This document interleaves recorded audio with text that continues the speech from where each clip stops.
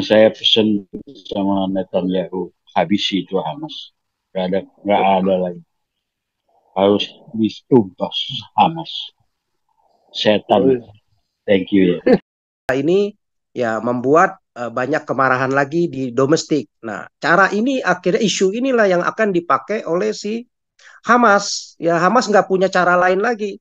Dia hanya bisa bernegosiasi, menekan Netanyahu dan menekan Amerika dan dunia internasional supaya tetap ceasefire, dan ceasefire ini tanpa meminta apa tuh koridor Philadelphia dikontrol oleh Israel. Boleh lagi si Hamas ini berkuasa di sana ya. Dan kedua ya dia tinggal nunggu lagi nih Hizbullah ya.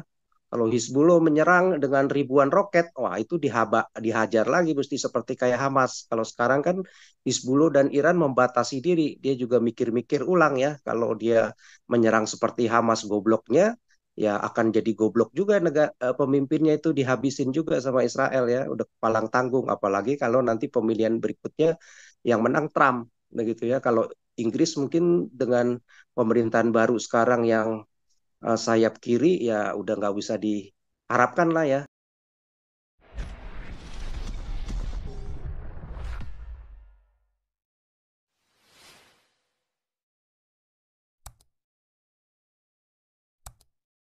Paul Dere ngomong, Paul Dere. Ayo Paul Dere. Dibuka Pak itunya. Pak Paul Udah, Dere udah. mana ini? Udah saya unmute, masih nggak mau ngomong, Paul Dere. Ellen, Bu Ellen. Baru pada dapat Ada dua-duanya ini Bu Elenski juga ada. Ini Paul Dere. Ayo. Cuma saya pesen sama Netanyahu, habisi itu Hamas. Nggak ada lagi. Harus ditumpas Hamas. Setan. Thank you ya. Setan? Dia orang Cina, Senyatan. Hamas jadi setan. Hamas. Lagi kerja. Senyatan, oh dia lagi kerja. Setan. Jangan Pak, kalau lagi kerja jangan diganggu. Ya Paul Dere nih udah tua masih kerja, lu duit buat apa? Aduh gila nih orang. Gitu ya, udah biasa sibuk Pak. Pasti kalau nggak kerja malah jadi seperti pikun. Kalau kerja kan tetap cemerlang otaknya gitu. Iya. Duit kebanyakan lu nggak bisa tidur tuh mikirin.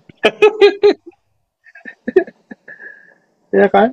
Oh ini Pak SK ini. Pak SK nyambung deh Pak SK. Ada Pak SK ya? Iya baru masuk. Oke, kita serahkan ke Pak SK kalau udah jam-jam segini biasanya.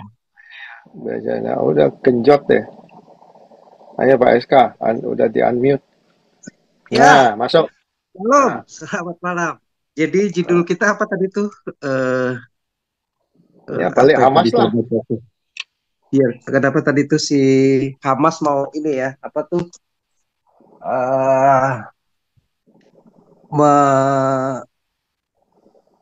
Mengancam untuk membunuh para sandera kalau Israel menyerang lagi gitu kan, menyerang tempat penyanderaan, karena dia kan sudah malu juga tuh kan gara-gara pertama yang sudah dibebaskan sanderanya 4, terus kemarin 1 lagi ya kan. Nah jadi sekarang dia memerintahkan untuk apabila Israel menyerang lagi segera disandra, para sandera itu segera dibunuh ya. Nah, jadi itu kan adalah bentuk ancaman ya. Jadi di mana-mana kalau perang internasional hukumnya nggak ada membunuh sandera. Sandera itu ya hanya sebagai sandera ya, nanti setelah perang baru diserah terimakan kembali begitu ya. Nah, bukannya dibunuh. Nah, tapi ini kan namanya grup teroris, grup orang-orang tolol begitu ya, yang nggak pakai aturan ya, maunya modelnya ya seperti itu, barbar begitu ya. Jadi menunjukkan kebarbarannya begitu. Nah, tetapi kan dia berusaha nih, karena udah nggak ada lagi perlawanan. Artinya dia kalau perang terbuka, perang fair tanpa sandera, mau perang bentuk apapun dia akan kalah begitu ya. Nah, jadi perangnya dia itu ya perang apa di ini aja di apa namanya uh, di apa istilahnya itu di medsos saja ya, di dunia maya saja ya, koar-koar saja. Jadi berupa ancaman saja. Artinya yang dia ingin lakukan saat ini bahwa secara persenjataan, secara militer sudah hancur, udah lumpuh lah, udah nggak bisa apa-apa. Nah, sekarang dia mau mensiasati perundingannya itu ya, perundingan gencatan senjatanya itu bisa terjadi. uh, Satu, dia nggak mau dikontrol tadi itu kan koridor Philadelphia dan koridor apa tuh satu lagi Rabin apa apa tuh yang di tengah antara utara dan selatan. Nah, justru Israel si siapa nih si Netanyahu ini kan pinter ya, dia udah berkali-kali jadi PM ya, mungkin udah 15 tahun apa 18 tahun apa 20 tahun ya, mimpin 3 atau 4 periode dia tuh kepresidenan. Terakhir kalau nggak salah tahun berapa itu yang paling lama 12 tahun, yang lainnya 3 4 tahun kalau nggak salah. Nah, dan dia ini kan kalau nggak salah nih lulusan MIT ya, jadi universitas terkenal di Amerika, apa Massachusetts Institute Teknologi ya.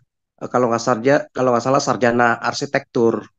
Dan si siapa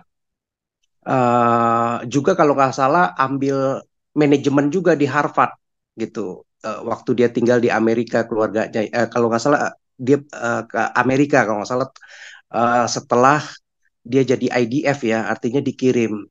Nah, jadi berarti program-programnya Israel itu kan memang luar biasa ya, banyak termasuk yang grup spionasenya dia, intelijen dia, anak-anak muda yang jago-jago di IT, di artificial intelligence, di IT semua itu sebagai intelijen-intelijen yang berada di office untuk membackup para militernya, memberikan informasi-informasi intelijen yang luar biasa. Mereka kan dikirim tuh yang IQ-nya pintar-pintar, yang cerdas, setelah lulus SMA, dibeasiswakan sekolah di Harvard, di MIT, ya universitas-universitas ternama Amerika. Makanya dia ada tim 8.200 lah, 8.200 segala. Itu kan lulusan-lulusan yang luar biasa, yang kebanyakan dicari biasanya sama perusahaan-perusahaan besar, bahkan negara-negara ya.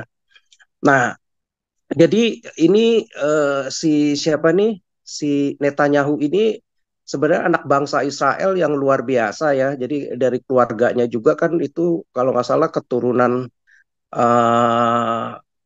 apa orang-orang profesor ya. Jadi pengajar, profesor matematika, profesor apa kalau nggak salah, dan keluarga saudara-saudaranya juga kalau nggak salah apa sebagai ada yang sarjana matematika, sarjana eh, macam-macam ya, termasuk kalau nggak salah ada satu lagi yang intelijen deh kalau nggak salah. Nah, jadi ini sebenarnya beruntung Israel punya dia ya, walaupun ada isu-isu korupsi dan segala macam, dan memang uh, di di apa di pemerintahan Israel ini kan problemnya sistem parpolnya kan sama kayak kita nih, modelnya banyak multi partai. Mungkin ada puluhan partai ya, ada 10 partai lebih kalau nggak salah, mulai dari yang besar sampai kecil, termasuk partai-partai yang orang-orang Arab yang Muslim yang tinggal di situ, yang tinggal di Israel. Nah, cuman kan partai yang banyak dimenangi ya antara grupnya partai dia kan Likud sama partai-partai yang dari oposisinya. Jadi biasanya kan kayak di sini untuk kalau di kita itu masih model apa tuh model pemilihan yang masih tertutup, bukan lagi terbuka. Kalau terbuka kan kita sekarang kalau waktu zaman Megawati dengan Gus Dur itu kan masih tertutup tuh. Jadi berapa banyak koalisi suara di parpolnya. Kalau nggak salah mesti dari 120 itu ya berarti dia mesti minimal 60 plus 1.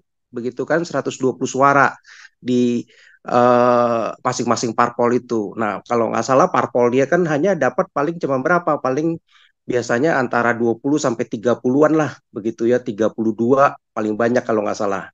Nah, dia harus berkoalisi dengan partai-partai lain yang supaya dia bisa bersuara, bisa mendapatkan suara 60 plus 1 begitu. Nah, jadi ada oposisinya juga. Nah, biasanya oposisi ini kan ya samalah di Indonesia kan, gimana bisa saling rebut pengaruh juga untuk bisa memerintah begitu antara partai-partai gabungan itu begitu ya, macam-macam lah isunya, mulai dari isu uh, apa tuh korupsi lah yang kemarin, termasuk isu-isu yang sekarang mungkin pembebasan yang 6 sandera akhirnya mati itu begitu ya, dianggap sebagai satu kegagalan begitu kan.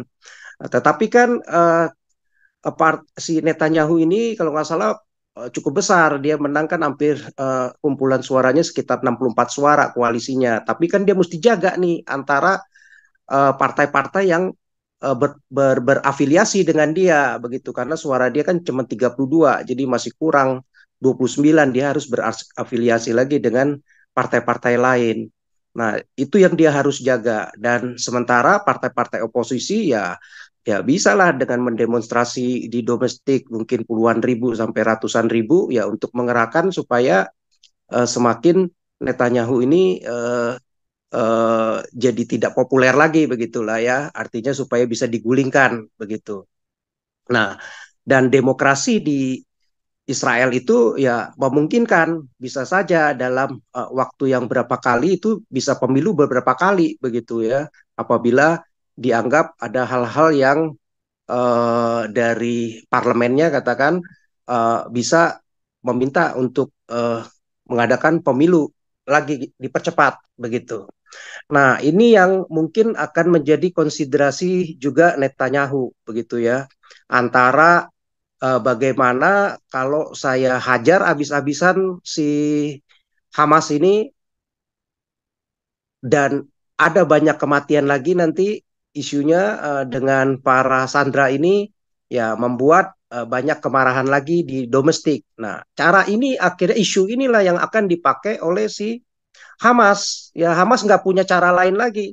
Dia hanya bisa bernegosiasi, menekan Netanyahu dan menekan Amerika dan dunia internasional supaya tetap ceasefire, dan ceasefire ini tanpa meminta apa tuh koridor Philadelphia dikontrol oleh Israel begitu ya.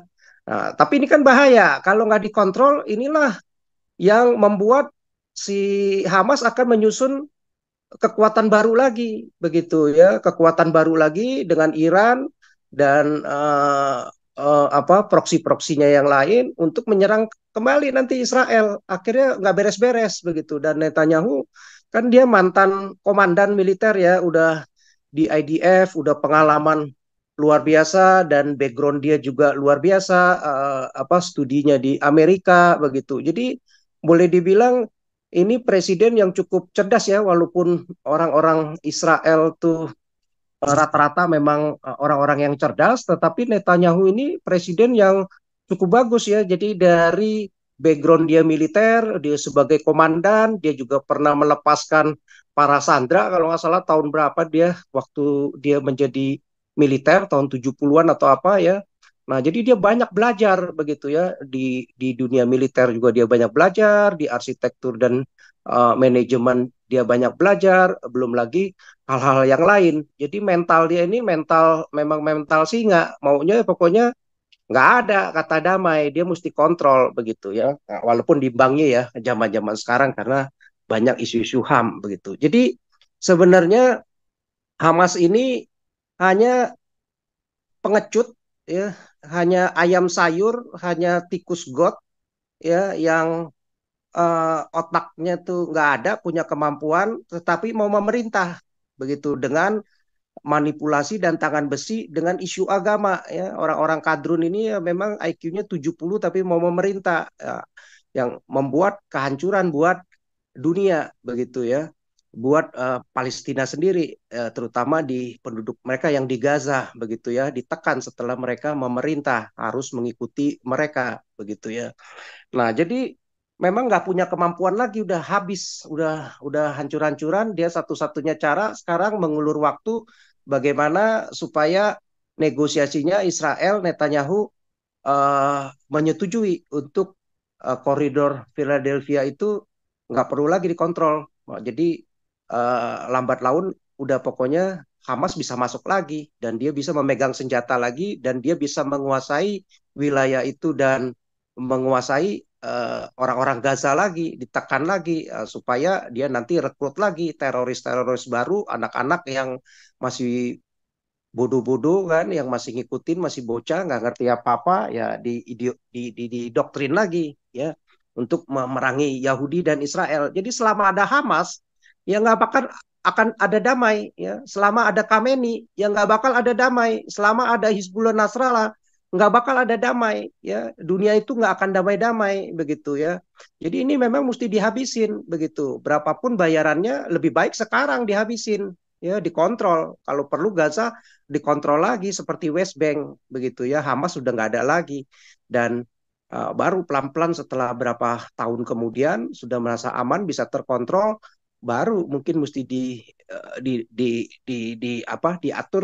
diatur secara internasional. Nggak ada lagi, intinya pokoknya bisa menguasai masuk senjata begitu ya. Nah, saya rasa kayak pemerintah Libanon juga mungkin senang ya kalau sekarang kalau bisa Hizbullah itu dihabisin, karena kalau enggak dia akan menjadi eh, apa pemerintah di dalam pemerintah, negara di dalam negara ya, walaupun grup teroris ini nggak mengakui bukan sebagai non state actor, tetapi merasa dia yang jadi pemimpin melebihi dari pemerintahan resminya di Libanon. Ini grup-grup teroris ya begini modelnya. Jadi mestinya Netanyahu dia berharap setelah ini mungkin di November Trump lah yang bisa menggantikan si Demokrat ya. Jadi dari presiden-presiden Demokrat ini yang memang agak melempem begitu ya, karena sudah banyak disusupi dari para imigran-imigran Muslim yang jadi legislator, akhirnya jadi penghubung mereka terhadap para bohir-bohir dan terhadap para pendonatur-donatur dari Qatar, dari Iran, dari negara-negara Muslim lain, termasuk Turki, ya, termasuk grup-grup Hamas ini, begitu, untuk memanipulasi demokrasi yang ada di Amerika sehingga bisa sampai ke jenjang presiden dan wapresnya dengan mengatur-ngatur kebijakannya, begitu, untuk menekan, termasuk menekan si siapa nih, Israel ya, termasuk juga di Inggris ya, termasuk juga di negara-negara Eropa lain ya, Prancis, Jerman dan yang lain, supaya menekan Israel ya, membatasi penjualan apa hmm, alutista ya, kan mungkin dari beberapa perusahaan-perusahaan pembuat alat-alat alutista ya untuk militer. Kan banyak itu kontraktor-kontraktor swasta ya di apa company-company yang swasta yang membuat itu biasanya ya dibatasi atau dilarang untuk mengekspor sementara ya, dengan alasan mungkin jangan sampai dipakai untuk melakukan kejahatan perang atau kejahatan melanggar hukum internasional lah gitu intinya. Sampai buat ada kematian 40 ribuan orang di Gaza. Nah, jadi kalau menurut saya sih mestinya Israel ini tetap dengan Netanyahu ya, dengan kemampuan dia walaupun sekarang umurnya mungkin udah 70 berapa ya, 75 kalau nggak salah apa 73 itu. Jadi mesti punya sosok seperti dia begitu ya, yang backgroundnya memang dari militer dan juga dari akademis juga cukup mumpuni begitu ya. Jadi saya rasa mesti disupport sebenarnya. Walaupun mungkin banyak dari pendukung-pendukung oposisi dan keluarga-keluarga yang mungkin para sandera ya yang menekan saat ini begitu. Tetapi ya harus untuk kepentingan Israel. Memang teroris ini mesti dihajar habis, sudah nggak boleh lagi si Hamas ini berkuasa di sana ya. Dan kedua ya dia tinggal nunggu lagi nih Hizbullah ya. Kalau Hizbullah menyerang dengan ribuan roket, wah itu dihajar lagi mesti seperti kayak Hamas. Kalau sekarang kan Hizbullah dan Iran membatasi diri, dia juga mikir-mikir ulang ya. Kalau dia menyerang seperti Hamas gobloknya, ya akan jadi goblok juga pemimpinnya itu dihabisin juga sama Israel ya. Udah palang tanggung, apalagi kalau nanti pemilihan berikutnya yang menang Trump, begitu ya. Kalau Inggris mungkin dengan pemerintahan baru sekarang yang sayap kiri ya udah nggak bisa diharapkan lah ya. Termasuk Perancis juga mungkin sayap kiri udah nggak usah diharapkan ya. Yang kita harapkan mungkin ke depan ya Jerman, Itali, Belanda dan yang lain-lain termasuk Trump. Nah, itu baru bisa membuat uh, si grup-grupnya Hizbullah, Hamas semua Houthi itu Iran mati kutu tuh semuanya ya. Mestinya itu mereka akan lebih ke pro ke Israel begitu untuk membasmi para hama-hama tikus ini. Ya, itu sih menurut saya.